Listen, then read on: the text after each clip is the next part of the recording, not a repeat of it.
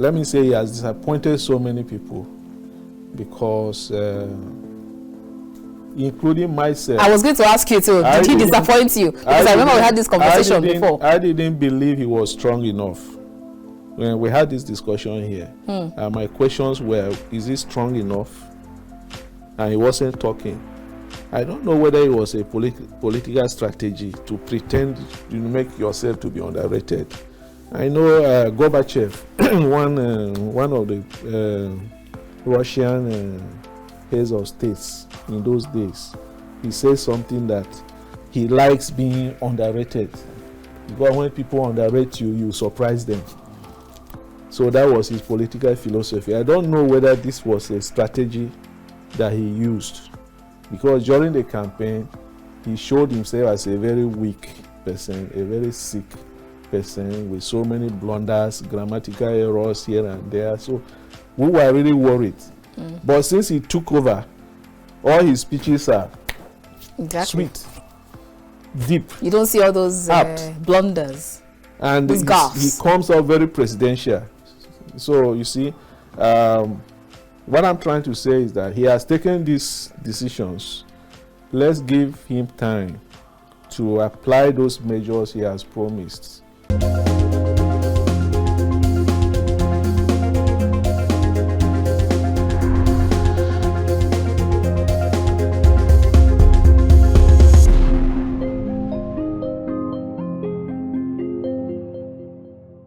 Now, in the words of Martin Luther King Jr., an activist, he once said, "There comes a time when one must take a position that is neither safe nor politic, nor popular, but he must take it because conscience tells him it is right." Absolutely spot on. Our second quote is from Mark Twain, who is an American writer, humorist, entrepreneur, publisher, and lecturer. He once said, "Loyalty to country always, loyalty to government when it deserves it." Ooh. I always read some very strong words from Mark Twain. I always love his quotes every time. Sometimes some people say it's controversial, but then it is what it is. All right, our last quote is from Malcolm X, who is a human rights activist. Once said, "You are not to be so blind with patriotism that you can't face reality. Wrong is wrong, no matter who does it or says it." Absolutely spot on, and I agree with that one.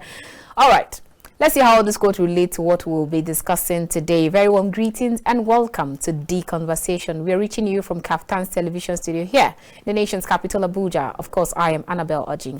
Today on the show, we have a lot of things that we will be discussing, as we'll be discussing the state of Nigeria's affairs, the mood of Nigeria, and what is going on. We'll start from the fuel subsidy removal, when President Bola Ahmed Tinubu said fuel subsidy is gone. And the Nigerian parlance, they say, "Otilo, it don't go." So what has been the ripple effect afterwards? They will also talk about other speech that he made during the inauguration, and they will also touch down on the National Assembly leadership, the tussle. And remember, we already have a new Senate president in Senator Godswill Akpabio. So we've got loads of things to discuss today on the show.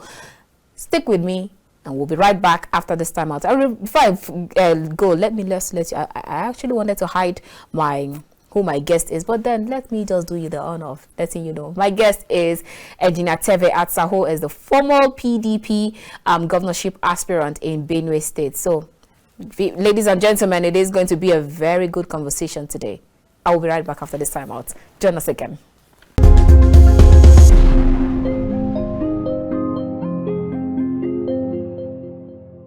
Welcome back. If you just joined us, this is The Conversation. We are reaching you from KAFTAN's television studio here in the nation's capital, Abuja. Now we'll go straight to our conversation for today. And our guest on the show today is Terver Atsar. He is PDP governorship aspirant in Benue State. It's great to have you on the show again today. Thank you very much. It's been quite a while. Yeah. Okay. I feel like I'm bushing you. Happy birthday. Happy belated birthday. Yeah, thank you very much. All right. So how have you been, and how's the... Let me behave like the typical Nigerian. Happy new administration. Because we're always happy about everything. We greet about everything. Happy today, happy weekend, Exactly. happy. So happy new administration. And how has the new administration been treating you? Well, the new administration started on a very interesting note. I was listening to the inauguration speech of the new president, and the statement he made about subsidy.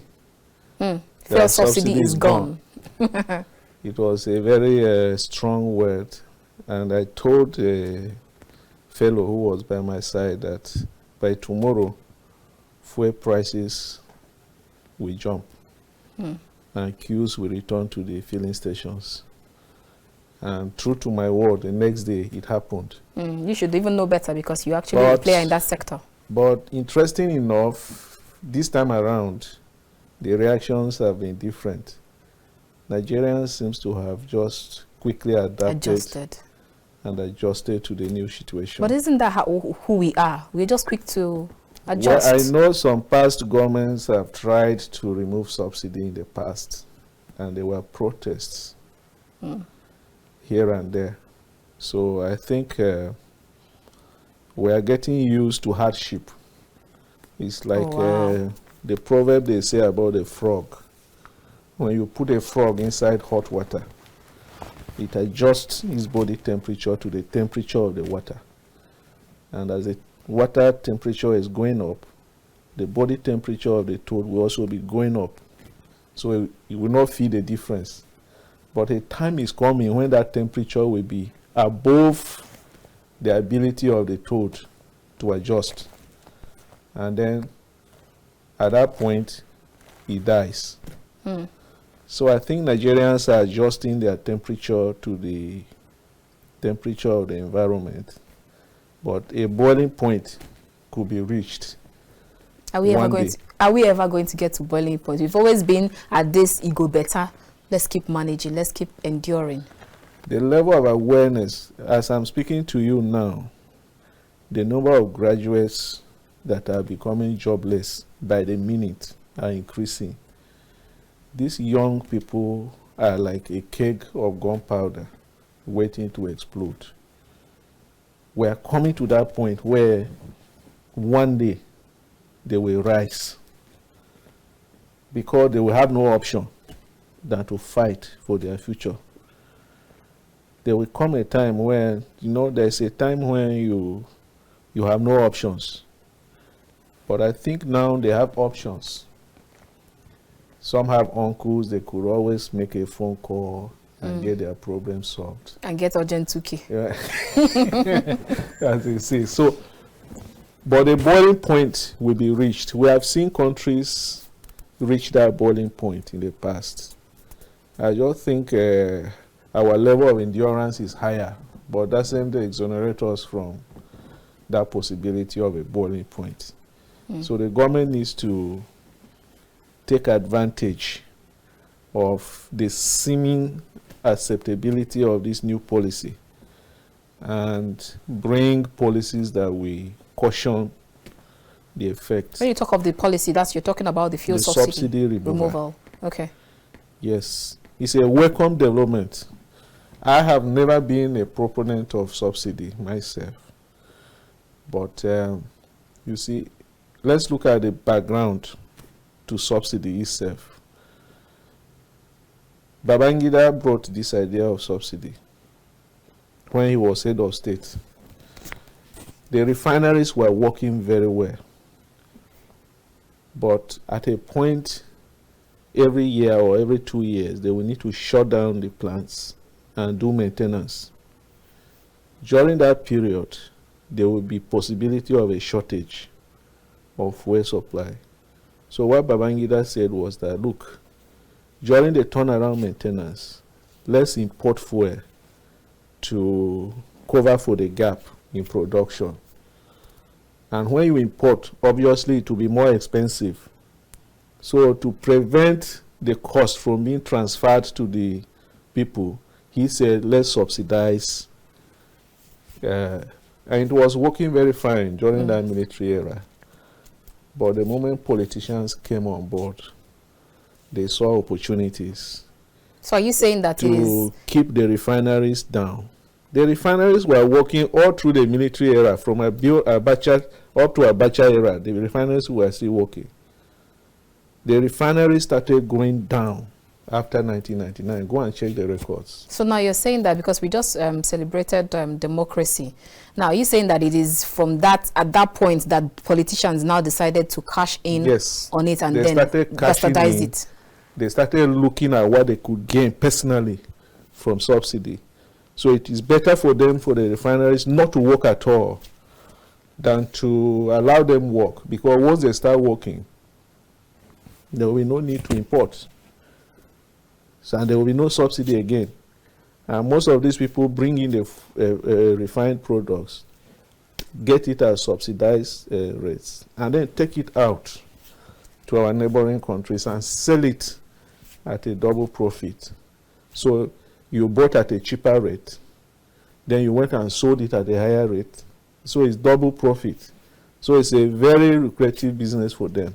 So I've heard some people say that the people who would even suffer more with regards to this fuel subsidy removal are not Nigerians, but those same neighboring countries where these fuels are going to. They will not suffer. The only thing is that fuel will get to them at the right price. What is the right price? The right price is the market price of fuel as it goes to them. Interesting. Yeah, so they won't suffer. It's not suffering. If you are not producing crude oil in your country, you know that you ought to buy it at a higher price, obviously. It's like you don't farm yam as a farmer. You farm, let's say, millet and corn, and you want to buy yam. You must buy it at a cost. But if you are farming it, it comes directly from your farm. So it's just a simple law of economics. It's not punishing them. We have no obligation towards them. Nigeria has no obligation to subsidize their product, the products for them. It's not our duty. We should look at our country first, solve our problems before we solve. We're exporting electricity to Niger, Benin Republic, and even up to Ghana, I think. Our gas goes to these West African countries. You find out that they have more stable electricity than us at home. Even the Bible says, love your neighbor as yourself, not more than yourself. So we shouldn't be loving our neighbors more than ourselves. The people who will suffer are those Shylock businessmen that were making the country dry. And I want to commend President Tinubu for having that courage to take that decision and stand on it. If you look at it, Buhari played smart, but he is taking the credit. You know, it's Buhari that took the thing out of the budget, but he didn't have the courage to announce it. Tinubu came and announced it, so he's taking the glory. Buhari played smart. He wants to be the good boy. He wants to go home quietly and rest without generating any negative energy towards him. So he couldn't take the boldness to say, I've removed a subsidy. Tinubu came and saw it there. It's no more in the budget, and says subsidy is gone. And he took it upon himself. So we are now saying Tinubu removed subsidy. He didn't. It was done before he came in. But he had the chance to say, okay, you remember what happened when Obasanjo increased the fuel price in the dying minutes of his administration. Exit. And Yar'Adua came in. The first thing he did was to reduce fuel price. Because as at that time, the increase was punitive. It wasn't even a removal of subsidy. It was just I don't know, they were trying to compensate political friends who were businessmen. So Yar'Adua came in, reduced the price, and things went normal. But all this escalation of subsidies started during Jonathan administration. It became a was it Jonathan or even before then? Thing, yeah. So it has come to a point where we don't need it. Let it go. I know we'll get used to it. We'll cut down our travels. We'll park our cars more. We'll buy smaller cars. If you don't have any reason to go out, you stay at home. You see all these V8 cars on the road. They are not necessary. If you go to with escorts in Paris, the smaller the car, the better. In fact, smaller cars are more expensive than the big ones. If you want to buy a very big car, you get it cheap because of the fuel, the parking space, and all that. So they prefer all those small cars. And for families that are not big, if you don't have children, for instance, you are just the man and the wife, a two-seater car is enough for you. And then all these small Picasso cars, these are the things they drive around. And the fuel economy is there. So who will get there? You see people driving V8 within the town. I'm not sure it's a typical Nigerian elite that you want to tell, okay, go get a Picanto. They just prefer to get those V8 so and then escorts. We will come back. Very interesting. All right, before we leave fuel subsidy matter, I'm going to ask you two questions because you talked about the youth. How much we saw the recent report saying that the unemployment rate has gotten to 41%. So now we're talking about unemployment, and then we also recall that during President Bola's inauguration speech, he also talked about how much they would lift at least 1 million people out of unemployment in the digital economy. So don't you actually see that as an opportunity and as an advantage, especially for the youth that you talked about who are sitting at the gunpowder like you talked about? That's one on the side. And then secondly, what is the way forward in this field? So Nigerians are still wailing outside, even though we've adjusted, but still, you still have people complaining transportation cost has gone rocket high. You also have things you buy in the market, wares you buy in the market, they've all gone skyrocket high. So how much can we actually adjust with this fuel subsidy removal? Let me start by saying that we need to give Tinubu a chance. So far, the few steps he has taken, I have not found one that we fought.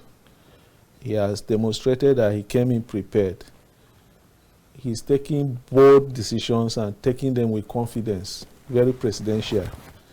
Let me say he has disappointed so many people because,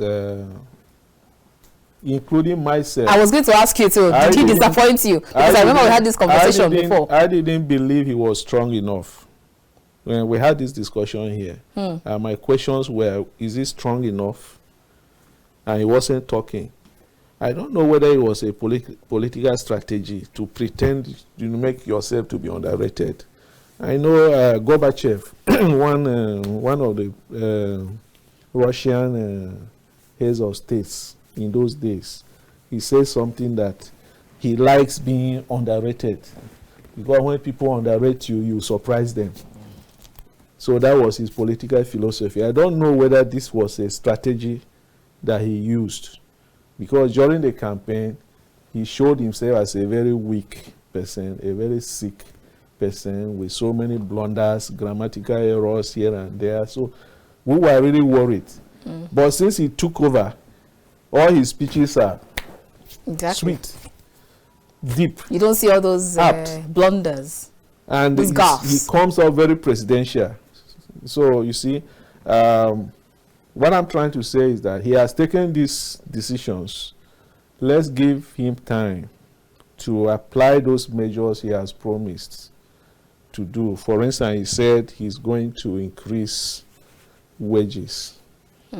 Some economists will argue that will create more inflation.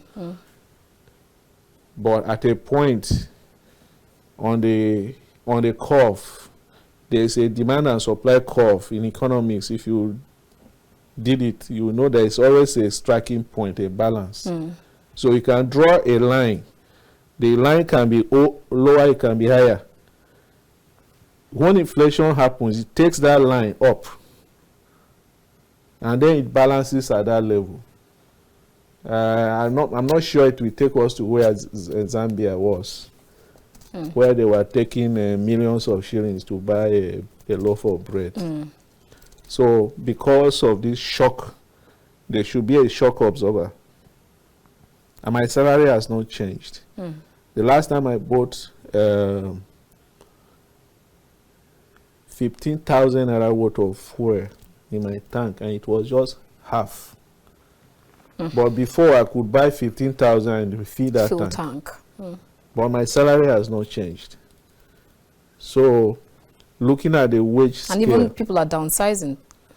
Of course, some companies will lay off staff, because if you have 20 staff and you are paying them 100,000 per month, and now your running cost, your generator costs has doubled.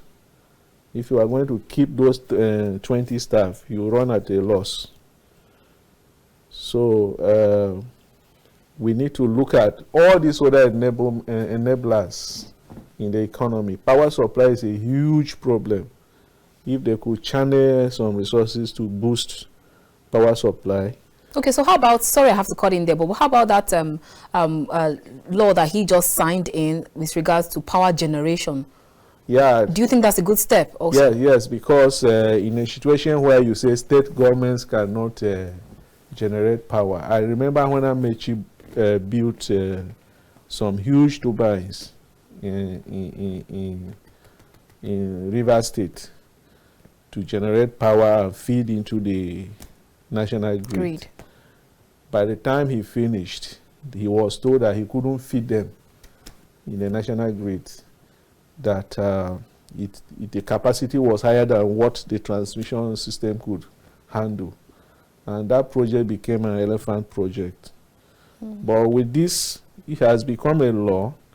They should work out modalities. You can have mini grids. Okay, you can have a statewide grid that is not hooked to the national. So you generate what you need within your state and use it and charge your rates. If you say charge your rate, I hear someone say that that's going to be like more job for the boys. It's going to be more task. Of course, but that is why we boost the economy. Small-scale industries can thrive. If you want to run a business that the turnover is less than 10 million naira in a month, and you are burning diesel close to 24 hours in a day, you can't make profit. But when there is power supply to run your machines, you can pay your bills at a very reasonable rates, and then you can make some profit. And that will help you keep your employees, and there will be employment. Creating jobs is not rocket science, but the enablers must be in place. Okay. Small and medium scale industries, those are the ones that sustain the economy. I've traveled in some places. I'm not seeing what they are doing differently that we don't have here, that most people are employed. The only thing they are doing is that they sustain the middle class. If the middle class is sustained, we will not care who is president, who is governor. Because if I wake up in the morning, I have a job to do where I'm getting my good food, and I'm guaranteed the same thing tomorrow. Why would I be bothered who is in Aso Rock? But then that's even if we have middle class. That's the point. We need to create it through the medium scale and small scale industries.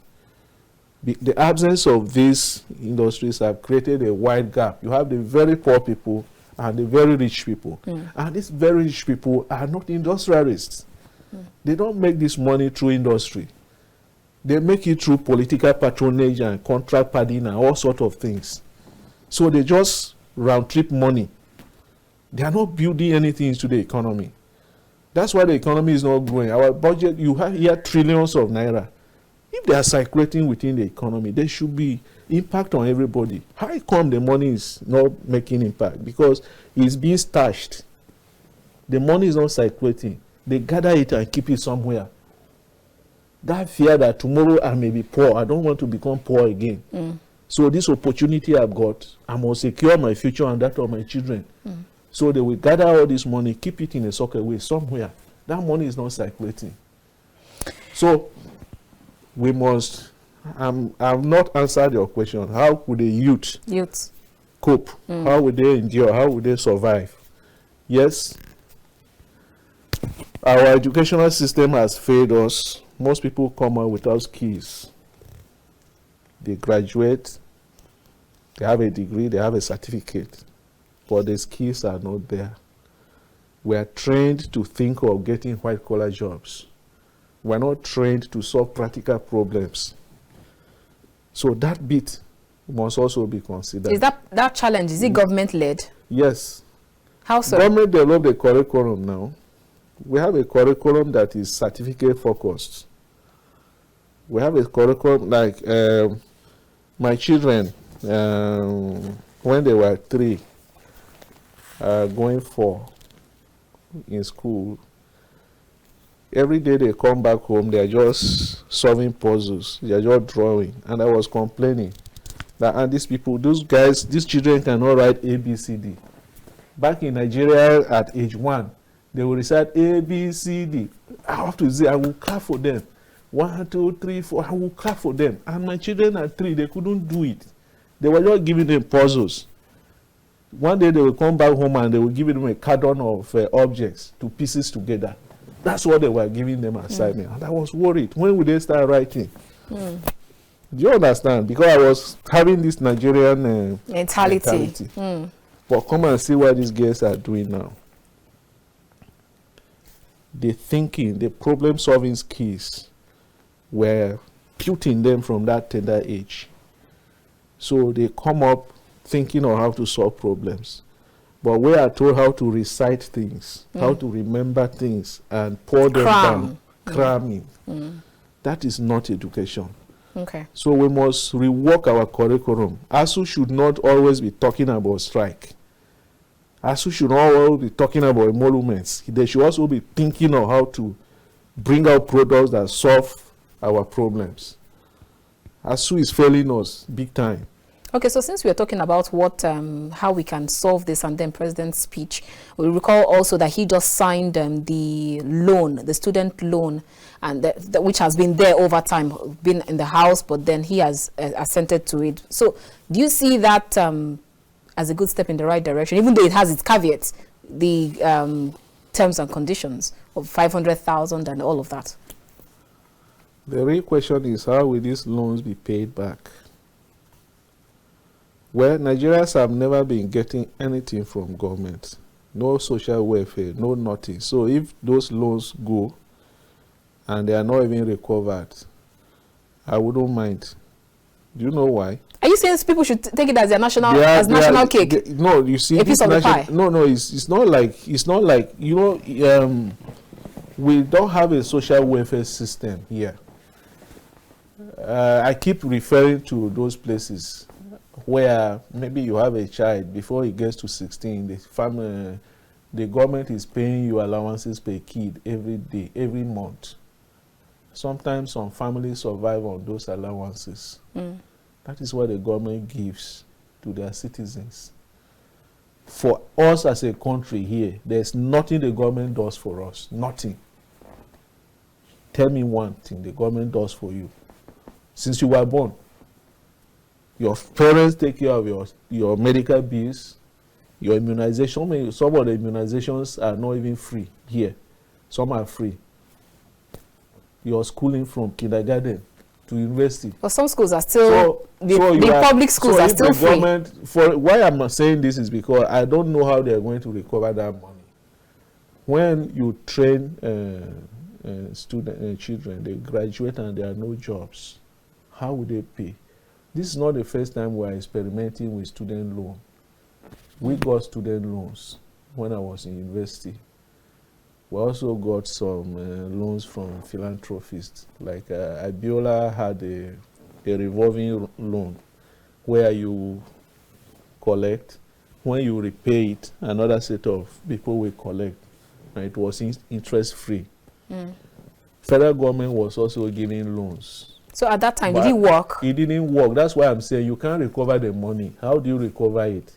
But what I'm saying is that even if they can't recover it, instead of the money staying with these politicians who are stealing, let it go down. Let our children also benefit.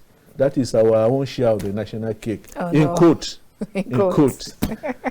So I saw a particular headline this morning that said 500 billion naira of the Anchor Borrowers Program loans was not returned. Do you see that also happening to this? It will happen. We don't have a database.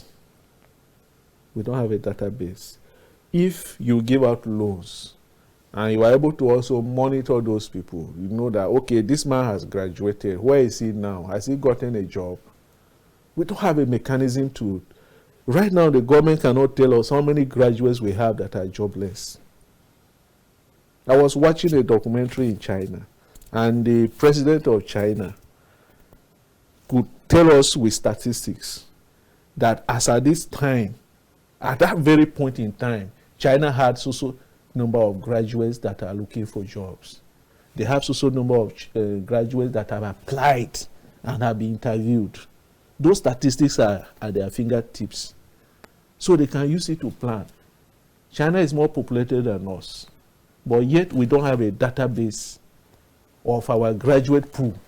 We don't know how many graduates we have who are jobless. And year in, year out, we cannot tell the number of people that have left the job market that are into employment and the new batch that are coming. We have no statistics. All right. There's no database. So how do you track these loans? And when these loans come, when they start disbursing it, God forbid, but you will still find some politicians who will find it as a good mine to put their children and the people. They will put their people. Quite unfortunate. So, but I hope Tinubu will continue to be firm. I've seen some degree of firmness so far, but it's too early to conclude. Sometimes the honeymoon doesn't last too long.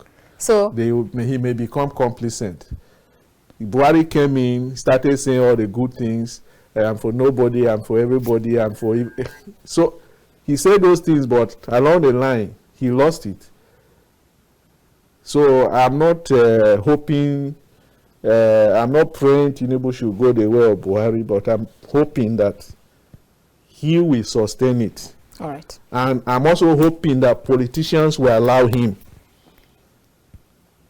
Because at a point in time, they will gather around him and start saying, Your Excellency is not like this.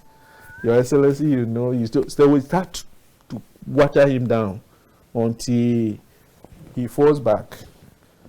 If that happens, we'll be back to square one. All right, so we're actually due for a break, but before we go on that break, let me ask you, is it too early or too late to say, to agree to that proverb that says, don't judge a book by its cover? Because you talked about during the elections, how you thought of the president-elect, and how you're seeing the president now. So in one obviously, you don't judge a book completely by its cover. You need to read it, but some books need to also be written in good covers.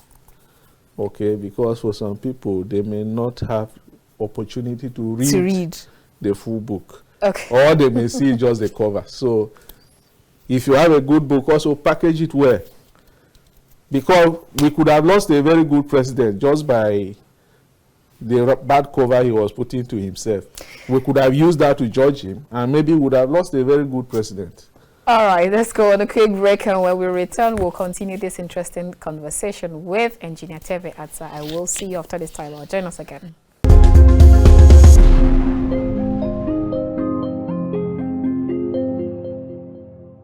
Let's not keep deceiving ourselves that the state governors have anything to do with security.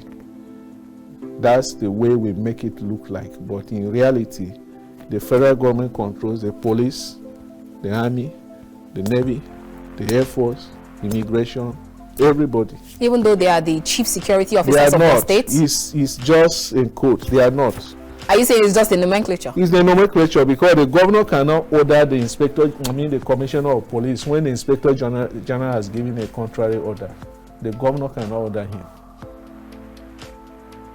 Like I recall what happened in Lagos at some point. Yes, he knows the power. That is why I keep saying that Buhari, I don't want to keep hitting on him. Let him rest in Daura or wherever he is. But you discover that in Benue, our security challenges were basically because of the body language of the president. He wasn't giving express instructions that go and kill in Benue. He wasn't. Even with the shoot at sight? But no. When you say shoot at sight, shoot who at sight? the army will go and be shooting the indigents of the state. No Fulani man was shot. No Fulani woman was shot by the army. Once the locals arm themselves with whatever crude weapon they could get to fight back, the army will go in there and bring them down. So it was unfair to us. So we can't blame Otom for that. He was not in charge of security. Even the new governor, he shouldn't deceive himself that he's in charge of security.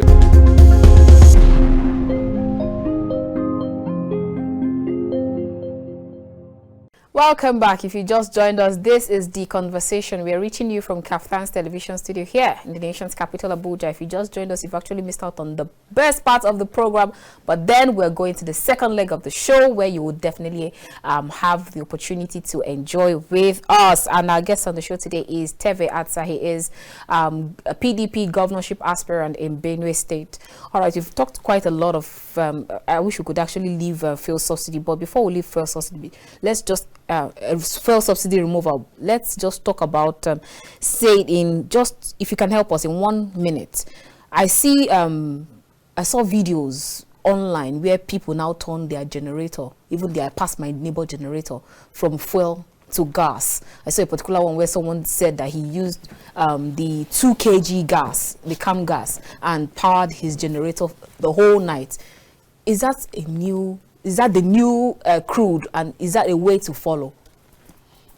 Obviously, technologically speaking, gas is better than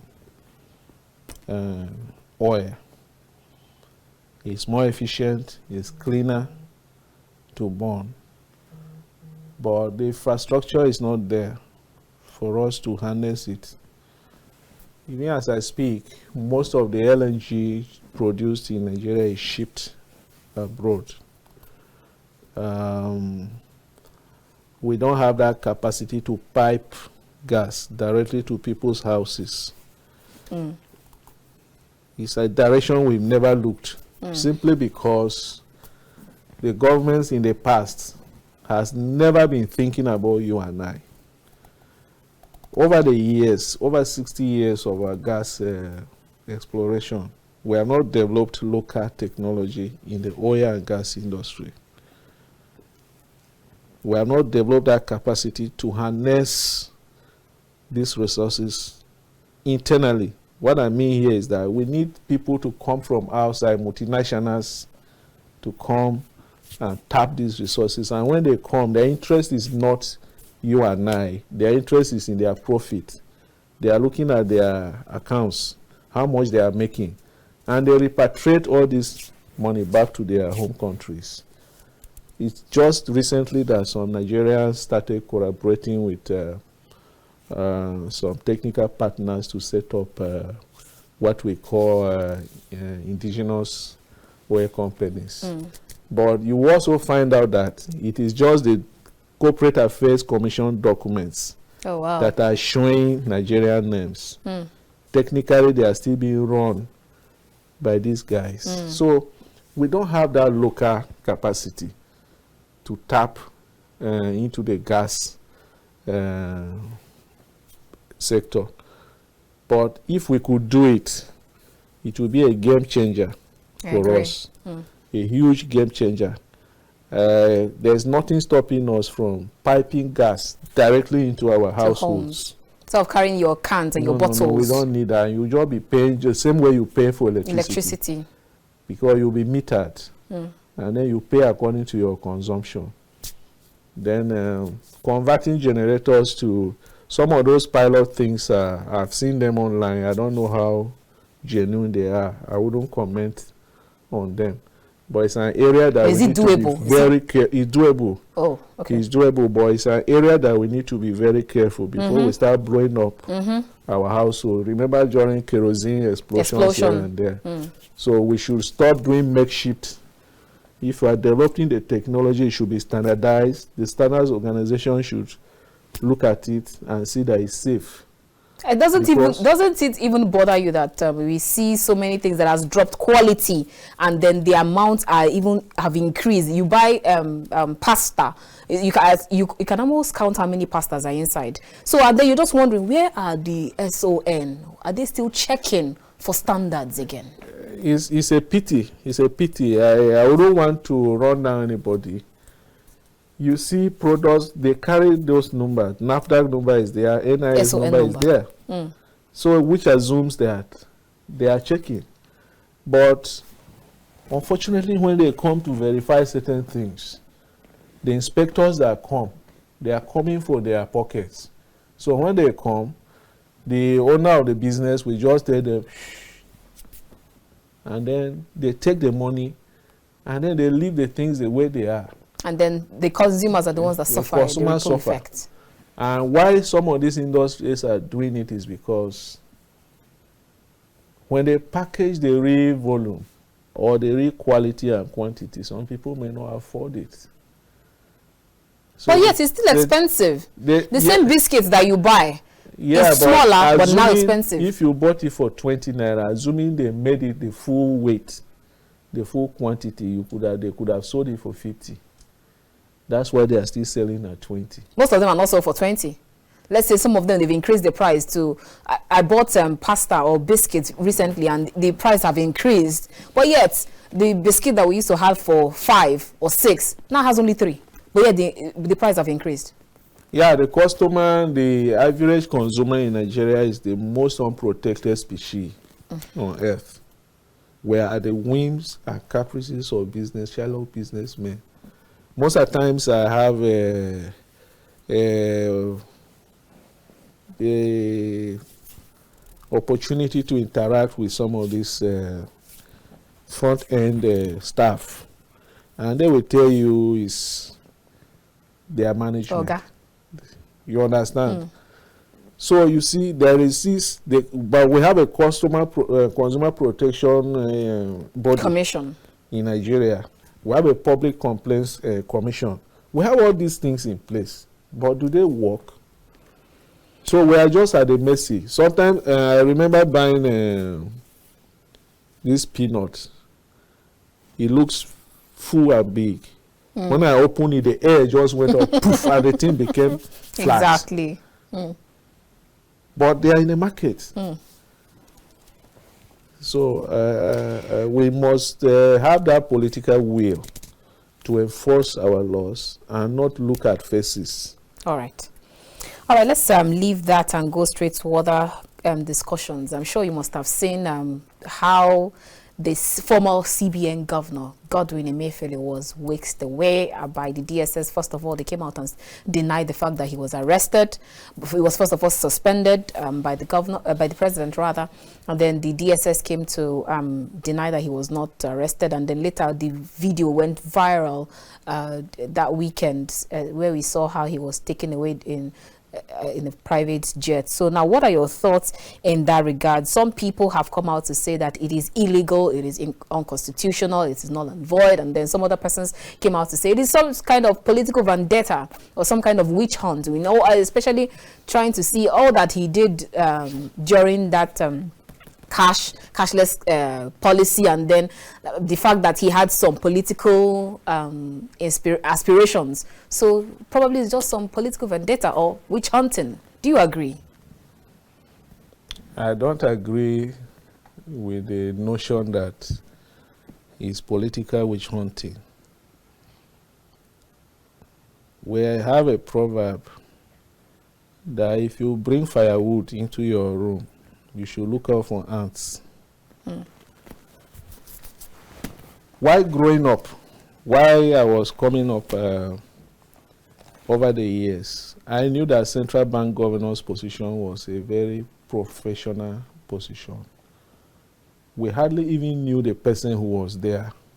The only thing we used to see was his signature on the currency note, because he was busy with economic policy, trying to work on the value of the naira, keeping the economy stable. He was so busy with those things that you won't see him on the streets. But we have politicalized that position now. He's more like a politician. So you put your fingers in the fire, they should burn you. He went out to contest for president. And he didn't even resign. He wasn't ready to resign. I saw the number of vehicles he bought. He said he didn't buy them. He denied buying them. But he branded all of them in his name. How did he get them? Whether he leased them or he hired them or whatever, he used money. So how do you do that as a central bank governor? You are a central bank governor. You don't belong to any political party. The economy is not a PDP economy. It's not an APC economy. You are sitting at that position. You are not supposed to join a party. And he did. So why is he crying now? I saw some people bringing tribal sentiments. It's because he's Igbo, he's a minority Igbo and all that. We didn't know he was minority when he was central bank governor. Was he not minority then? We didn't complain that they appointed a minority as central bank governor. Now we are saying because he's minority. You know, Nigerians like bringing tribal and political sentiments into everything. The man should answer for whatever they think he has done wrongly. I felt Buhari even kept him for too long. So if Tinubu has found reasons to work with the new CBN governor, so be it. But the new person who is going to be appointed should be a professional about his job. He should stay, just like we tell the army to stay in the barracks. The central bank governor should stay in the bank and do his job. He should leave politics out of his routine. Emefiele became a politician.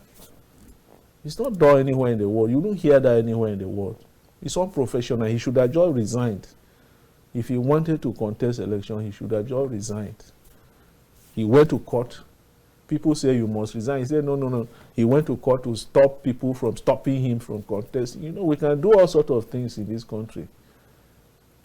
So if that position gave him a lot of money, and he felt all he needed was that money to become a president of the country, and he came and tried his luck, he didn't succeed.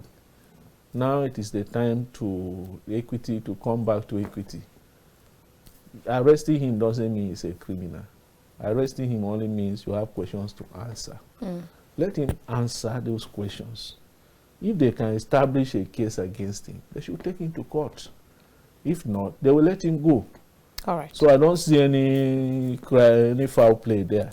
And those who are saying it's illegal to suspend him, he can be suspended. Even though he cannot be sacked, he can be suspended. And by the way, it is a termed position. You are not supposed to be there permanently. So what is he hanging on? Integrity demands that he himself would have resigned. If I was in his position, as soon as Buhari is leaving, I would have left. God has blessed you. You served under Jonathan and Buhari retained you throughout his 8 years, almost 9 years. What are you hanging in there to do? But don't we... So I would have just resigned. Don't we as, not just Nigerians, but Africans generally, don't we just love power? We don't always want to resign when everything seems like you should just leave. Because you've seen, I hate to use the word advanced countries, but then you've seen where a public office holder made a mistake of using her, using an email, official email to put a personal word and left immediately. Yes. But we don't have such people in Africa generally. We don't have value systems here. And we have not drawn a line between public assets and private assets. And I think we lost it at the time of independence. The whole idea of taking power from the British was to become the new colonial masters. Our brothers became the new colonialists. They wanted to be like the white men that we were carrying on. Our fathers used to carry them. They will create something like stretcher. If they are going on a long journey, one will put it here and they will carry him. The shoulders. So we are to carry our leaders shoulder high. Our leaders don't carry us. We carry them. They don't serve us. We serve them. So we have inverted the concept of leadership upside down. So people go in there and they start seeing bulletproof cars. Oh, they start seeing all kind of security around them. They start seeing all kind of, so they feel this should be forever. The governor is elected for 8 years and he doesn't believe those years are going to end. And that is why once that tenure ends, they will still they keep finding another way. We want to go to Senate. When they finish Senate, they should appoint me minister. So they cannot survive outside of power. Oh, wow. But over there, being Obama, have you ever heard Obama complaining about anything? He left the seat of presidency and he's happy with it. He's living as an ordinary citizen of America. And he has no problem with that. But here, it's a taboo. They feel, I should finish from governor, go to Senate, become minister, go to party chairman until I die. And why? Not because they want to serve, because they want to gather. Retain. It is quite sad. And like they say, power corrupts, absolute power corrupts, absolutely. Let's leave there because you talked about governorship. Let's move straight to Benue State. And then if you have to rate the activities, even though it is still fresh, it's still new, the governor, Reverend, he's still fresh in the block. But then, with all that has happened these past few days, if you have to rate his activities from a scale of 1 to 10, 1 being the lowest and 10 being the highest, what will your rating be? Before you take that, I will take this newspaper headline that we saw this morning from the Vanguard newspaper. Says, no witch hunt in cancelling appointment of 12,000 civil servants. And that's coming from Governor Alia. Give us your rating. That's a hard question. And you are really putting me in a difficult position because I contested for that position. Yes, you did. So it would be quite unfair for me to be rating him now. It will look as if, it's because I'm not there. They gave it to somebody else that I'm running him down. Okay, let's just talk as a citizen. If I rate him very high, they say, this man is trying to look for appointment and all that. So I'm between the devil and the deep blue sea. Okay, so as a citizen now, as I'm not an aspirant. Just like I've said about Tinubu, he too have started very well, and I wish he will continue. Those appointments you are talking about were done by my party, the governor who was in my party, but there was no transparency in it. I have several of my political associates who are wishing to get employed. But they came to me, they were looking for ways I can send their names and all that. But I believed in due process. I told them, wait, they are going to advertise these things. When they advertise, then you can apply. Then if you pass the aptitude test, then if there is any need for any more intervention, then I can come in, but I can't just go putting names here and there. Let there be due process. We were waiting for the due process and it never happened. Then we only got to hear that people were giving letters. That is not fair. In law, we say you cannot place something on nothing. So when something is done on a very bad foundation, it cannot stand.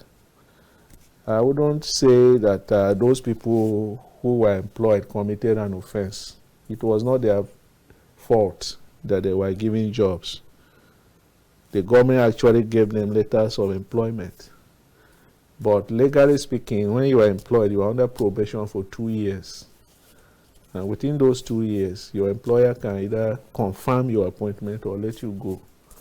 So to that extent, he has the powers to do what he has done. He believes, number one, that the salary wage bill is over-bloated, is not transparent. He wants to establish what the actual wage bill is. Then he also wants to correct the perceived injustice that was done through those employments. It's unfortunate that those who benefited will be hurt. But if you look at it on the other hand, they didn't complain when they benefited. So why would they complain now? Because they got it through the back door and they didn't complain. So if you are removed, should you complain? You cannot approbate and reprobate at the same time. That's the language I'm trying to speak, the way lawyers do. So, for me, whatever it needs to sanitize the system in Benue should be done. Some decisions are hard, but they need to be taken. And when you are the governor, you have to take hard and difficult decisions. All right. So I wouldn't query him on that. But let it not be that we have a new sheriff in town who will also repeat what the old sheriff was doing. So you agree that the old sheriff did not do well? That's what I'm saying. That's what I'm saying. What I'm saying, the employment was not done transparently. Aside employment, security, how about security? I have people who I hoped we get those also employed. They were qualified, and there's a spread which should have gone around local governments and to the world level. Okay, so how about this was lopsided. It was lopsided. Okay, so how about security aside the employment? How well? Well, he has not done security is in the hand of the federal government. Let's not keep deceiving ourselves that the state governors have anything to do with security. That's the way we make it look like. But in reality, the federal government controls the police, the army, the navy, the air force, immigration, everybody. Even though they are the chief security officers of the state? It's just in quote. They are not. Are you saying it's just the nomenclature? It's the nomenclature because the governor cannot order the the commissioner of police when the inspector general has given a contrary order. The governor cannot order him. Like I recall what happened in Lagos at some point. Yes, when knows the power. That is why I keep saying that Buhari, I don't want to keep hitting on him. Let him rest in Daura or wherever he is. But you discover that in Benue, our security challenges were basically because of the body language of the president. He wasn't giving express instructions that go and kill in Benue. He wasn't. Even with the shoot at sight? But, no. When you say shoot at sight, shoot who at sight? The army will go and be shooting the indigenes of the state. No Fulani man was shot. No Fulani woman was shot by the army. Once the locals arm themselves with whatever crude weapon they could get to fight back, the army will go in there and bring them down. So it was unfair to us. So we can't blame Otom for that. He was not in charge of security. Even the new governor, he shouldn't deceive himself that he's in charge of security. The only thing I could pray is that Tinubu should step his feet. In his speech, inaugural speech, he said he's going to defend this country from terrorists. I believe he meant it. All right. So if something happens, he should respond. Not that Buhari will sit back and be chewing his stick, and then things will be going wrong. All right. So our time is fast spent, but help us 1 minute, not more than 1 minute. Yeah. We have a new Senate president. What are your thoughts after all the tussle? I wish him good luck. I wish him good luck. But I have a complaint here. I know he was a candidate of the president, but I know that the Senate, the National Assembly is supposed to be a check and balance to the executive. So when there is so much overbearing influence from the executive in planting a Senate president, the chances are that they will become a rubber stamp to whatever the president is doing. Even though now that they are colorful, do you see that the 9th assembly happening or the 8th dramatic assembly coming back again? Which of them? It will not. Okay. It will not, because there's an overwhelming majority that is on his side. All right. So and he is a smart politician. I know he will know how to carry out his duties such that there will be no controversy too much in the Senate. Thank you so much, Engineer. I wish him good luck. Thank you so much, Engineer Terver Atsar. Our time is fast spent. We have so many things to discuss, but then time is never our friend. Thank you so much for coming on the show today. Thank you so much.